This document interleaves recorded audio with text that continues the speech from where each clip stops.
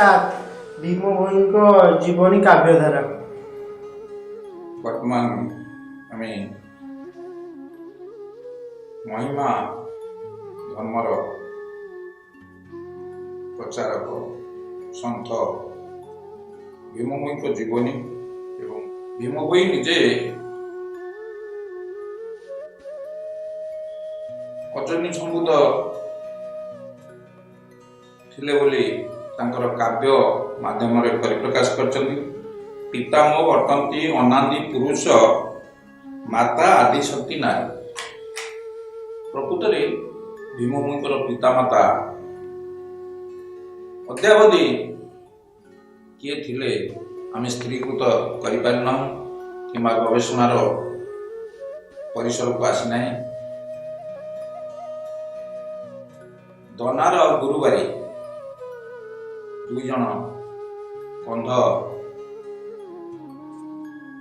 आषाढ़ मासरे ताल गोटाइबा जाई गोटे पोखरी गुड़ारे भीम भोई गोटे शिशु कांदुथिबार देखिले एवं से सेतबेले अंध थिले एवं गुरुवारी दनार तांकर पुत्र संतान संतति नथिबारु भीम भोई को कोड़े आनिथिले एवं भीमरंकर पिला बेलर जो शरीर अवस्था भीमकाय थिबारु गुरुवारी दनार तांको भीम भोई बोली नामकरण करथिले। भीम भोई बहु कष्ट जीवनचर्या करथिले। आपण जानिथिबे भीम भोई बड़ हो गला परे तांको दनार गुरुवारी छाड़ी देथिले एवं भीम भोई गोरु चराई तांकर जीवन धारण करुथिले। विशेष भाव से निजे स्तुति चिंतामणि लिखिंट जितेबाला गोरु चलाइया बेले जिते बणे गोरु चलाउले से जिते भोक शोष होता से झरणार पानी पी भोक शोष को मेटाऊले। कम कष्टकर व्यापार नहीं एवं या परे मौंतिया चैतन्य प्रधान घरे रही से भागवत महाभारत पुराण आपको शुणिबार सुजोग पाउले एवं चैतन्य प्रधान ठाकुर घरे जितेबाला यही सब चर्चा हुए भीम भोई पुराण महाभारत उपरे ज्ञान अर्जन करथिले एवं से ज्ञान रु से विभिन्न पुस्तक रचना करथिले। आपण मान भाबुथिबे से तो अंध थिले केमिति इते अष्टकवियारी गीता हो किंबा ब्रह्म निरूपण गीता हो स्तुति चिंतामणि हो भजनमाला असंख्य भजन जनान से रचना करथिले। ये द्रव्य शक्ति पूर्ववर्ती अध्याय में आलोचना करथिले। भीम भोई जिते गाई चरैला बेले गोटे कूए पड़ जाइए धनुआसी कूप बोलिकी से कूए पड़ जाइए जिते लोक जानिले कूए भीम भोई पतित होइछन्ति जिते उठेवा चेष्टा कले से कहले मते जे कूए पकई जो महाप्रभु बा जे मते कूए पकई से उद्धार कले मु जाई कूर उठी ना मुझे मोर जीवन निशेष करी पछे किंतु कूर उठी ना। भक्त भगवान जमती गोटे धारार बंधा महिमा स्वामी भक्तर कष्ट जानीपारे एवं गोविंद प्रथम पट्टशिष्य ମହିମାଶଙ୍କର ଗୋବିନ୍ଦ ବାବାଙ୍କୁ ଧରି ସେ ଭୀମଭୋଇଙ୍କ ସେ କୂଅ ନିକଟରେ ପହଞ୍ଚିଲେ ଏବଂ କୂଅରୁ ଉଦ୍ଧାର କରିବା ପାଇଁ ଚେଷ୍ଟା କରନ୍ତେ ଭୀମଭୋଇ କହିଲେ, ତୁମେ କିଏ? ମୁଁ ତ ଦେଖିପାରୁନି ତୁମକୁ, ମୁଁ ତ ଅନ୍ଧ। ତେଣୁ ଯଦି ତୁମେ ଆସିଛ ମୋତେ ଦିବ୍ୟ ଚକ୍ଷୁ ଦିଅ କି ମୋର ଚକ୍ଷୁ ପ୍ରଦାନ କର, ମୁଁ ଆପଣଙ୍କୁ ଦେଖିପାରିବି, ତାପରେ ଯାଇ କୂଅରୁ ଉଠିବି। ସେତେବେଳେ ମହିମା ସ୍ୱାମୀ ତାଙ୍କର ଅଲୌକିକତା ପ୍ରତିପାଦନ କରି ଭୀମକୁ ଦର୍ଶନ ଦେଇଥିଲେ ଏବଂ ଭୀମଭୋଇ ସେତିକିବେଳେ ତାଙ୍କର ମହିମା ସ୍ୱାମୀ ପାଦ ବଢ଼େଇ ଦେଇଥିଲେ ଏବଂ ଭୀମଭୋଇଙ୍କୁ କୂଅ ମଧ୍ୟରୁ ଉଦ୍ଧାର କରିଥିଲେ। ସେତିକିବେଳେ ଭୀମଭୋଇ ପ୍ରଥମ ଭଜନ ଲେଖିଥିଲେ, ପାଦ ପାଣି ନାହିଁ ତାଙ୍କୁ ଧରିବ କିଏ, ହେମନ୍ତ ବ୍ରହ୍ମ ସ୍ୱରୂପ ଦେଖା ନଦିଏ। ପ୍ରକୃତ ସେଇ ବ୍ରହ୍ମ ପରମ ବ୍ରହ୍ମକୁ ସେ ଦର୍ଶନ କରିଥିଲେ ଏବଂ ତାପରେ ସେ ପୁଣି ସେଇ ପରମଙ୍କ ନିକଟରେ ପ୍ରାର୍ଥନା କରିଥିଲେ, ପ୍ରଭୁ ମୋତେ ଦିବ୍ୟ ଶକ୍ତି ଦିଅନ୍ତୁ, ଏ ଚର୍ମ ଚକ୍ଷୁ ଆଉ ଦିଅନ୍ତୁ ନାହିଁ।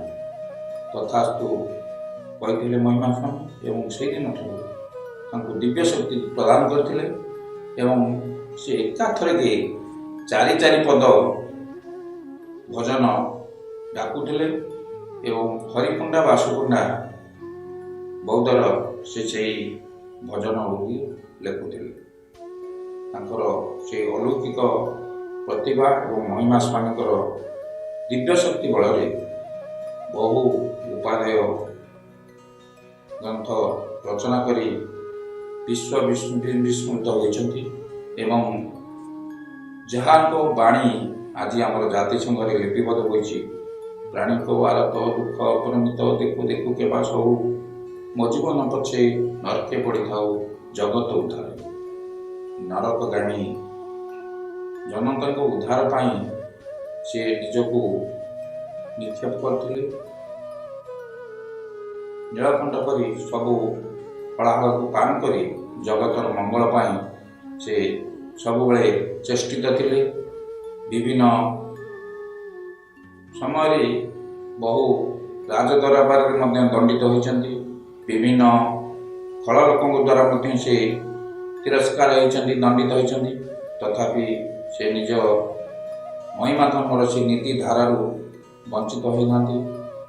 ମହିମା ଧର୍ମର ସେଇ ଗୈରିକ ବସ୍ତ୍ର ପରିଧାନ କରିଛନ୍ତି ଏବଂ ଖରା ବର୍ଷାରୁ ରକ୍ଷା ପାଇବା ପାଇଁ ଯେମିତି ସାଧୁସନ୍ଥମାନେ ମହିମା ସମାଜର ବାବାମାନେ ତାଳପତ୍ରର ବରଡ଼ା ବ୍ୟବହାର କରନ୍ତି, ସେ ମଧ୍ୟ ତାହା ବ୍ୟବହାର କରୁଥିଲେ ଏବଂ ମହିମା ଧର୍ମର ନୀତି ଅନୁସାରେ ସୁଖାସନ ପଲଙ୍କ ଖଟରେ ଶୋଉନଥିଲେ, ତୃଣାସନରେ ନଡ଼ା ପାରି ତା ଉପରେ ଶୟନ କରୁଥିଲେ ଏବଂ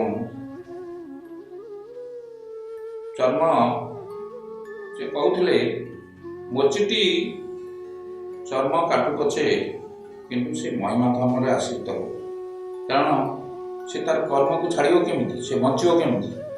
ତେଣୁ ଏଇ ଯେଉଁ ସରଳ ଏବଂ ଆମର ସାମାଜିକତା ଭିତରେ ମଣିଷ କିପରି ତାର ଜୀବିକା ନିର୍ବାହ ସହିତ ଧର୍ମଧାରାରେ ରହିବ, ସରଳ ନିରାଡମ୍ବର ଭାବରେ ଜୀବନଯାପନ କରିବ, ସତ୍ୟ କଥନ ସତ୍ୟାଶ୍ରୟ ଯେଉଁ ମହିମା ଧର୍ମର ନୀତି ତା ମଧ୍ୟରେ ରହି ସରଳ ନିରାଡମ୍ବର ଭାବରେ ସେ ମହିମା ଧର୍ମର ଉପାସକ ହେବା ପାଇଁ ବିଭିନ୍ନ ଜଣାଣ ଭଜନରେ ପ୍ରବର୍ତ୍ତାଇଛନ୍ତି। ମହିମା ସ୍ୱାମୀ ମଧ୍ୟ ସେଇ କଥା କହିଛନ୍ତି, ତୁମେମାନେ ଯାହା ଯେଉଁଠି ମିଳିଲା ଜାତି ଧର୍ମ ଗୋତ୍ର ନିର୍ବିଶେଷରେ ସମସ୍ତଙ୍କ ଘରେ ଭୋଜନ କରିପାରିବ ଏବଂ ଯେଉଁ କହୁଥିଲି ଅନ୍ନ ଭିକ୍ଷା ବ୍ୟତୀତ ଧନ ସଞ୍ଚୟ କରିବାର ପ୍ରବୃତ୍ତିଠୁ ଦୂରରେ ରହିବ, କାମ କ୍ରୋଧ ଲୋଭଠୁ ଦୂରରେ ରହିବ ଏବଂ ସବୁବେଳେ ଅହିଂସା ଆଚରଣ କରିବ। ୟାତ୍ରା ମହିମା ଧର୍ମର ପ୍ରଣିଧେୟ। ସତ୍ୟ ଶାନ୍ତି ଦୟା କ୍ଷମା ଇଏ ମଧ୍ୟ ମହିମା ଧର୍ମର ଅତି ଗୁରୁତ୍ୱ ବହନ କରିଛି। ଏହିପରି ଦୃଷ୍ଟିରୁ ଆମେ ବିଚାର କଲେ ଭୀମ ଭୋଇଙ୍କର ଜୀବନ ଅତି କଷ୍ଟସାଧ୍ୟ ଥିଲା ଏବଂ ଶେଷ ଅବସ୍ଥାରେ ସେ ଯାଇ ଖଲିଆପାଟରେ ସୋନପୁରର ଖଲିଆପାଟଠାରେ ଆଶ୍ରମ କରି ରହିଥିଲେ ଏବଂ ଶେଷ ଅବସ୍ଥାରେ ଅବଶ୍ୟ ସାମାଜିକ ସଂସ୍କାର ହେଉ ବା ଅନ୍ୟ ଦୃଷ୍ଟିରୁ ବିଚାର କଲେ ସେଠି ଯେଉଁ ଆଶ୍ରମ କଲେ ସାଧାରଣ ଲୋକମାନେ ତାଙ୍କୁ ଗୋ ଧନ ବି ପ୍ରଦାନ କରୁଥିଲେ ଏବଂ ସେ ଯାହା ଆମେ ତାଙ୍କ ଲେଖନରୁ ଜାଣିଛେ ସେ ସୁଖ ସମ୍ଭବ ଥିଲେ ମଧ୍ୟ ସେଠି ନିରାସକ୍ତ ଭାବରେ ନିର୍ଗୁଣ ଧାରାରେ ବଞ୍ଚି ରହିଥିଲେ ଏବଂ ନାମ ଭଜନରେ ବ୍ୟାପୃତ ରହି ସଂସାରର ଆଉ ସମାଜର କଲ୍ୟାଣ ପାଇଁ ପ୍ରଭୁତ ରହିଥିଲେ। ତେଣୁ ଏହି ଅଧ୍ୟାୟରେ ଆମେ ଭୀମଙ୍କର କାବ୍ୟଧାରା ଉପରେ ତ ଆଲୋଚନା କଲେ ବହୁ ସମୟ ଲାଗିଯିବ।